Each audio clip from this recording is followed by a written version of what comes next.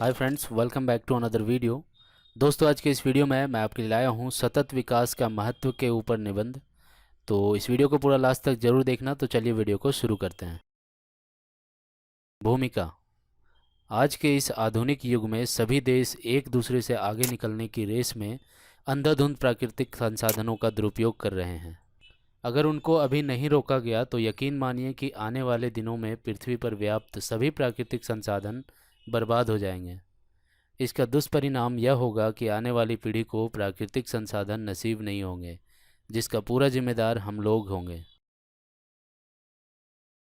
इसलिए अगर आप चाहते हैं कि आने वाली पीढ़ी को प्राकृतिक संसाधन का इस्तेमाल कर सके, तो इसके लिए हमें सतत विकास की प्रक्रिया का इस्तेमाल करना होगा।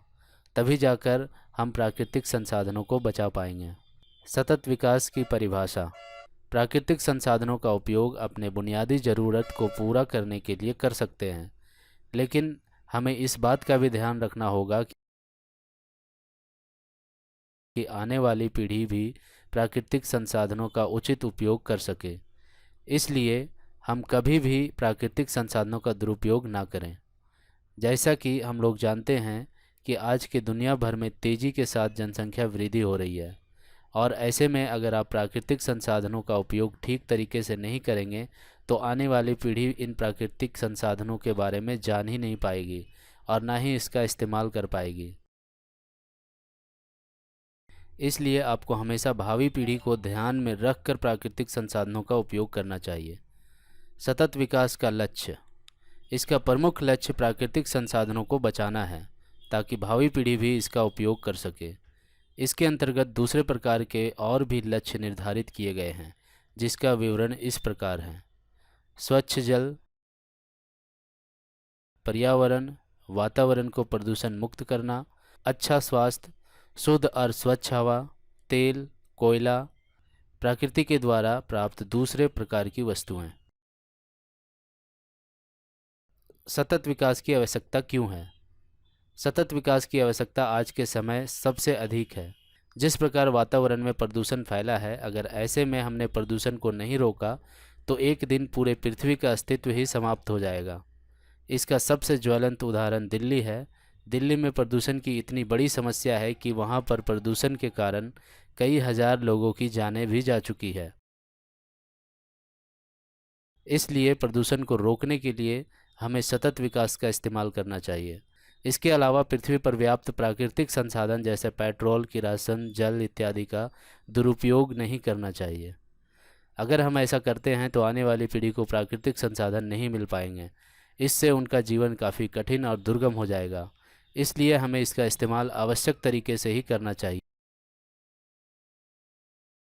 ना कि अनावश्यक तरीके से। हाल के दिनों में हम लोगों ने देखा था कि पूरी दुनिया में कोरोना महामारी का प्रकोप चल रहा था। ऐसे में अगर हम दुनिया में महामारी को रोकना चाहते हैं तो इसके लिए हमें सतत विकास का उपयोग करना चाहिए।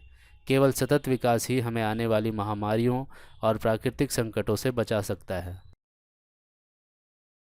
सतत विकास का महत्व। मानव जाति के हित के लिए सतत विकास का उपयोग करना परम आवश्यक है। हमारे पृथ्वी पर व्याप्त सभी प्रकार के प्राकृतिक संसाधनों के ऊपर केवल एक पीढ़ी का नहीं बल्कि आने वाली कई पीढ़ियों का अधिकार है। इसलिए हमें हमेशा पारिस्थितिकी संसाधनों का इस्तेमाल ऐसा करना चाहिए कि आने वाले भावी पीढ़ी भी इसका उपयोग कर सके। अगर हम ऐसा नहीं करते हैं तो यकीन मानिए कि पृथ्वी के भूभाग से मानव जाति का समुचित विनाश हो जाएगा। अगर हम मनुष्य होने के बावजूद भी मानव जाति के हित के लिए नहीं सोचेंगे तो हम मनुष्य एक पशु के समान हैं। अगर हमें प्राकृतिक संसाधन इस पृथ्वी पर बचाना है तो हमें इसका इस्तेमाल कैसे और किन कामों के लिए करना है, उसके लिए हमें योजना बनानी होगी। तभी जाकर हम इसका बचाव कर पाएंगे। उपसंहार। पृथ्वी पर उपस्थित सभी प्रकार के प्राकृतिक संसाधनों पर हर कोई का अधिकार है। इसलिए हमें संसाधनों को बचाना होगा और इसके लिए हमें पूरी दुनिया में अभियान चलाना होगा, ताकि आने वाली पीढ़ी को प्राकृतिक संसाधनों का उपयोग करने का अवसर मिल सके। तो उम्मीद है ये छोटा सा इन्फॉर्मेशन आपको पसंद आया होगा। अगर पसंद आया तो इसे लाइक करें, शेयर करें। अगर कोई सवाल या सुझाव हो तो नीचे कमेंट करके हमें बता सकते हैं। और अभी तक आपने मेरे चैनल को सब्सक्राइब नहीं किया है तो प्लीज़ इसे सब्सक्राइब कर लीजिए। तो मिलते हैं अगले वीडियो में। Good bye.